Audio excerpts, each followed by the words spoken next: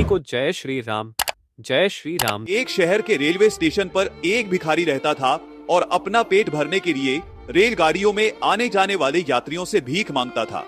एक दिन जब वह भीख मांग रहा था तो उसने सूट पहने एक लंबे आदमी को देखा और उसने सोचा, यह व्यक्ति बहुत अमीर दिखता है, अगर मैं इससे भीख मांगूंगा तो ये मुझे जरूर अच्छे पैसे देगा।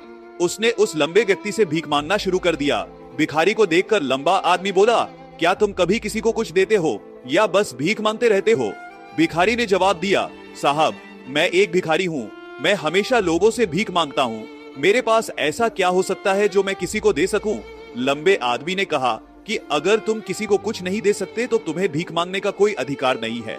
मैं एक व्यापारी हूँ और लेन देन में विश्वास करता हूँ। अगर तुम्हारे पास मुझे देने के लिए कुछ है तभी मैं तुम्हें बदले में कुछ दे सकता हूँ।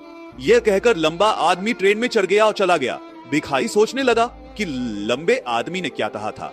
लंबे आदमी की बातें भिखारी के दिल में गहराई तक उतर गई।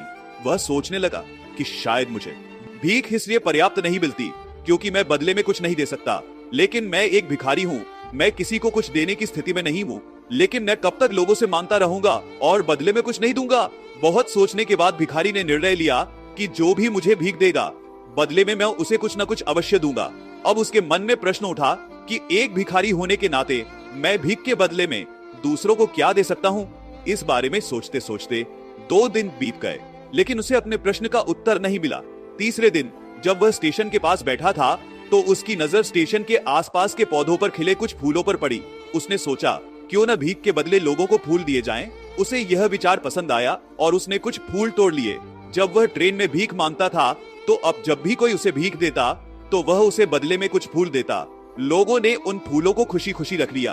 भिखारी रोज फूल तोड़ता और भीख के बदले उन्हें बांटता। कुछ ही दिनों में उसने किया कि और भी लोग उसे भीख देने लगे हैं। वह स्टेशन के आसपास से सारे फूल ले आता जब तक भीख देते, लेकिन जब फूल खत्म हो जाते तो कोई भी उसे भीख नहीं देता। यह सिलसिला रोज चलता रहा। एक दिन भीख मांगते समय उसे ट्रेन में वही लंबा आदमी दिखाई दिया जिसने उसे भीख के बदले फूल देने का आइडिया दिया था। वह जल्दी से उस आदमी के पास पहुंचा और भीख मांगते हुए बोला, आज मेरे पास तुम्हें देने के लिए कुछ फूल हैं। अगर तुम मुझे भीख दोगे तो मैं तुम्हें बदले में कुछ फूल दूंगा। लंबे आदमी ने उसे कुछ पैसे दिए और भिखारी ने उसे कुछ फूल दिए। लंबे आदमी को यह भाव बहुत पसंद आया और उसने कहा, वाह, आज तुम भी मेरी तरह व्यापारी बन गए हो। फूल लेकर लंबा आदमी अपने स्टेशन पर उतर गया। एक बार फिर लंबे आदमी की बातें भिखारी के दिल में उतर गईं। वह लंबे आदमी की कही बातों के बारे में सोचता रहा और बहुत खुश हो गया। उसकी आंखें चमकने लगी। उसे लगा कि अब उसके पास सफलता की वह कुंजी है जो उसका जीवन बदल सकती है। वह ट्रेन से उतरा और आसमान की ओर देखते हुए जोर से चिल्लाया, मैं भिखारी नहीं हूँ, मैं एक व्यापारी हूँ, मैं भी अमीर बन सकता हूँ। लोगों ने उसे देखा और सोचा कि शायद भिखारी पागल हो गया है, लेकिन अगले दिन फिर कभी नहीं दिखा। 6 महीने बाद सूट पहने 2 आदमी उसी स्टेशन पर यात्रा कर रहे थे। एक दूसरे को देखकर एक ने दूसरे से हाथ मिलाया और कहा, क्या तुम मुझे पहचानते हो? दूसरे आदमी ने कहा, नहीं, मुझे नहीं लगता कि हम पहले कभी मिले हैं। पहले आदमी ने कहा, याद रखो, यह हमारी पहली मुलाकात नहीं बल्कि तीसरी मुलाकात है। दूसरे आदमी ने कहा, मुझे याद नहीं है हम पहली 2 बार कब मिले थे। पहला आदमी मुस्कुराया और बोला, हम इसी ट्रेन में 2 बार पहले भी मिले थे। मैं वही भिखारी हूँ जिसे आपने पहली बार बताया था कि जीवन में क्या करना है, और दूसरी मुलाकात में आपने मुझे बताया कि मैं वास्तव में कौन हूँ। दूसरा आदमी आश्चर्य से मुस्कुराया और बोला, ओ, मुझे याद है, आप वही भिखारी हैं जिन्हें मैंने एक बार भीख देने से मना कर दिया था और बाद में उनसे फूल खरीदे थे। लेकिन आज आप इस सूट में कहाँ जा रहे हैं? आप इन दिनों क्या कर रहे हैं? पहला आदमी बोला, हाँ, मैं वही भिखारी हूँ, लेकिन आज मैं एक बड़ा फूल व्यापारी हूँ और मैं व्यापार के उद्देश्य से दूसरे शहर जा रहा हूँ। वह रुका और फिर बोला, आपने मुझे हमारी पहली मुलाकात में प्रकृति के सिद्धांत के बारे में बताया था जो कहता है कि हम तभी प्राप्त करते हैं जब हम देते हैं। लेन देन का सिद्धांत वास्तव में काम करता है। मुझे यह अच्छी तरह से समझ में आ गया था, लेकिन मैं खुद को एक भिखारी ही समझता रहा। मैंने कभी इसके आगे नहीं सोचा। जब मैं आपसे दूसरी बार मिला तो आपने मुझे बताया कि मैं एक व्यापारी बन गया हूँ।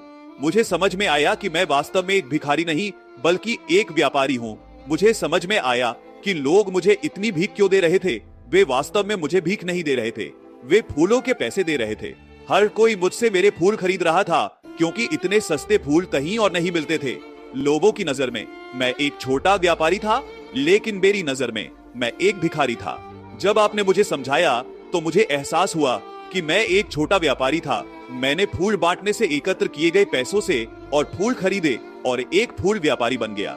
यहाँ के लोग फूलों से प्यार करते हैं और फूलों के प्रति उनके प्यार ने मुझे एक बड़ा फूल व्यापारी बना दिया। दोनों व्यापारी अब खुश थे।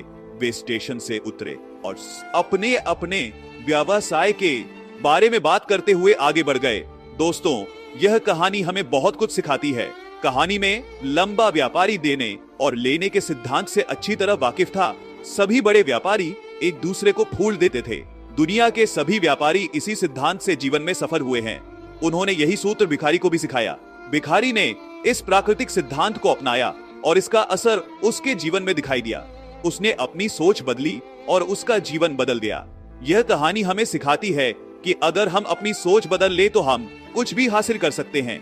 अगर हम खुद को छोटा समझते रहेंगे तो हम हमेशा छोटे ही रहेंगे।